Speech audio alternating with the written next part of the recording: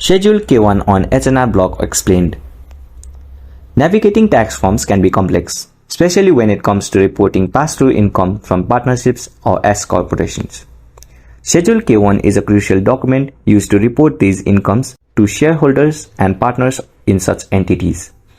Understanding Schedule K-1 and its filing instructions is essential for accurately reporting income on your tax return.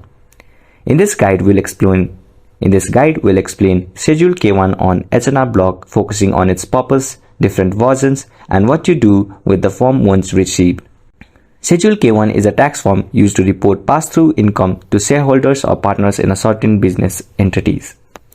It serves as a detailed information for the taxpayer's shares of income, deductions, credits, and other tax items from the entity in which they have ownership.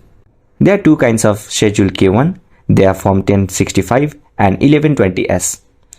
Once you receive Schedule K-1 from the partnership or S corporation, you must report the income, deductions, credits, and other tax items listed in the form on your personal tax return. Transfer the information from Schedule K-1 to appropriate section of your tax return accurately. Include Schedule K-1 in your tax return when filing the IRS. And this was everything about Schedule K-1 on H&R block. If you find this video helpful, please make sure to like and subscribe to our channel.